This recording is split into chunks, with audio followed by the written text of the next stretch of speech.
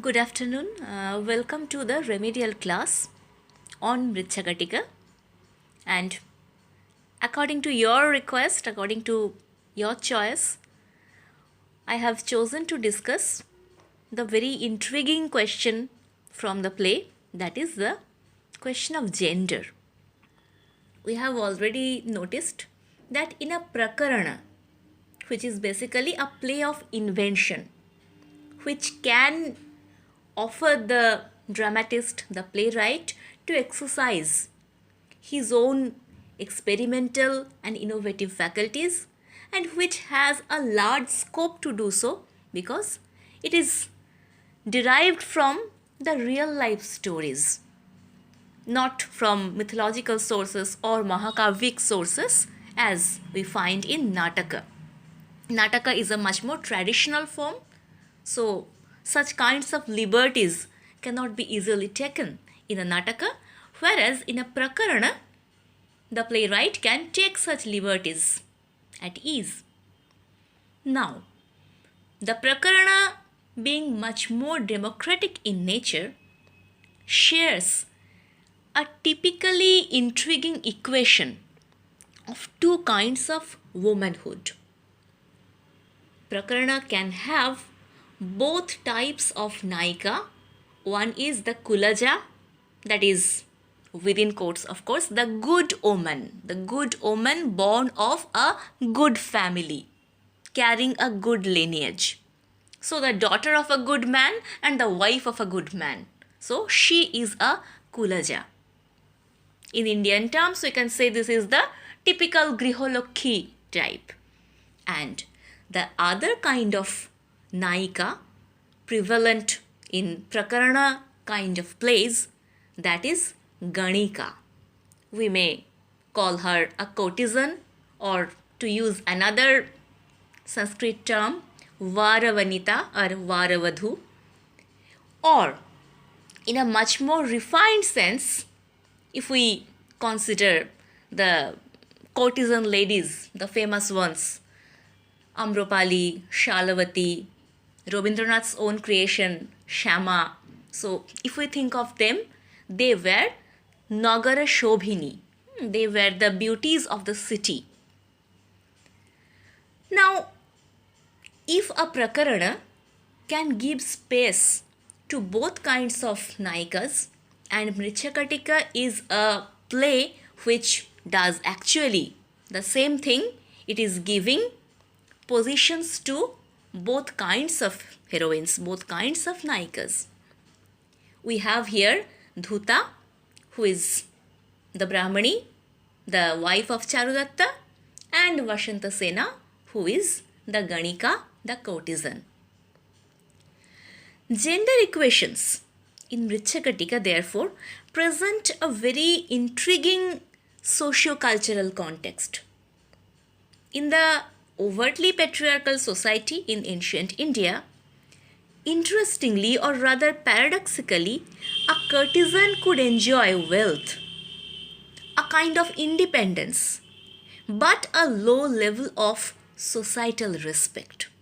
Whereas a homely and kulaja, Grihalakshmi type of wife had to consider her husband as all her wealth. So, the Ganika is suffering from a kind of vulnerability because she is without any kind of family bonding or family protection, to use the term in a problematic sense, of course. But at the same time, she can earn herself using her talents for singing and dancing and entertaining people. On the other hand, the good wife, the Kulaja, she has no particularly recognized property rights. She has something called Stridhana or Jautuka or Saudaika. These are different forms of Stridhana actually. But there is also the scriptural condition that she has to help her husband at the time of her husband's need. So, it is exactly the same thing we find in Mrichakatika. Dhuta, she proudly proclaims that her husband alone is her ornament.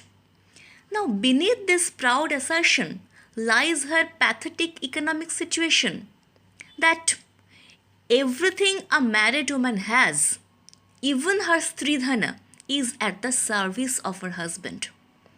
When she learns that the casket kept in Charudatta's custody had been stolen, she says it were now far better that he was injured in body than in character. So, the honor of her husband is very much her concern, and she can give it away, her only necklace that survives, to save her husband's honor. But what is Charudatta's reaction to this? He exclaims, "Alas, even my wife takes pity on me. Now I am truly a poor man." Now, how to interpret this kind of a reaction? But in the next moment, he says, "Or rather, I am not a poor man, I whose wife follows me through the turns of my fortune." So, this reflects how the wife's sacrifice for the husband's honor is both a kind of insult to the husband's masculinity and an act to be accepted as virtuous and ideal as well. So, she is the good wife. She is supposed to help the husband at any time of need. She must follow her husband in all kinds of joys and sorrows. That is what taken for granted. On the other hand, we find there is Vashantasena. She is depicted as a rich woman who wears ornaments, maintains a big mansion and a number of servants, and owns a casket of jewels. She is a talented singer and dancer. She is a courtesan, quite accomplished in her trade, and in those days, such women, such Varavadhus or Nagarashovinis, they were supposed to learn the Chaushatti Kala, the 64 fine arts, in order to become an accomplished lady, entertainer. But this Vashantasena nurtures a desire which is rather traditional. She wants to become a mother and wife. To become that, she has to renounce her wealth, as symbolically shown by her self-sacrifice when she fills the toy cart of Charudatta's little son with her own jewels. This is the moment of transformation from a free woman, a public woman, to a woman bound to a family.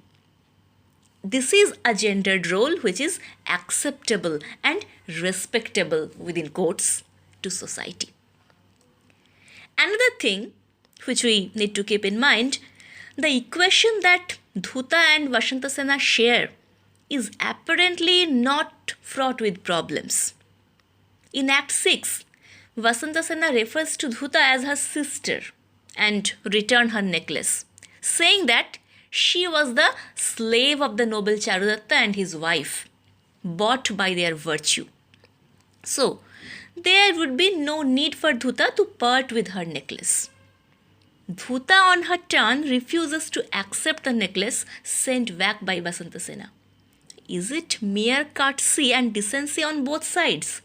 Or can it be interpreted that Dhuta's refusal to take the necklace back is a conscious way of displaying her worth and superiority over Vashantasena, who is yet to achieve the status of a wife of a noble man like Charudatta? Towards the end of the play, however, when Vashantasena, assumed to be dead, returns safely, Dhuta very gladly exclaims, "Good luck, my sister is safe." But is it really her joy to see Vashantasena safe, or her natural tendency to find that Vashantasena is alive, that means her husband is ultimately free of any kind of guilt? So Vashantasena's return proves Charudatta guiltless. And Dhuta, very much accepting the reality, has now little problem in accepting her as a co-wife. However, the society also must approve of that. Sharvilaka informs Vashantasena that the king, the new king, the cowherd who has now become the king, has conferred on her the title of a lawful wife. This happy turn of events is also not without societal bias. It views virtue and goodness naturally going with a good wife, not a courtesan. So, Vasantasena is basically good, basically virtuous, so grant her a noble title, let her have the opportunity to become the wife of a gentleman. Vashantasena herself, at one point, we see, sets her maid Madanika free so that she can marry Sharvilaka. And he gratefully asks Madanika to bow to her with a bent head, from whom you have obtained the addition of the title of a bride. So, becoming the bride, becoming the wife in society was so important. Finally, for her own virtues, Vashantasena also should be rewarded with the title of a wife. A woman cannot be a courtesan and good at the same time. So it proves. So it is there in the text. Earlier in the play, when Vashantasena comes to Charudatta's house for the first time, he, out of generosity, decency, addresses her as Arya Vashantasena, that is, lady.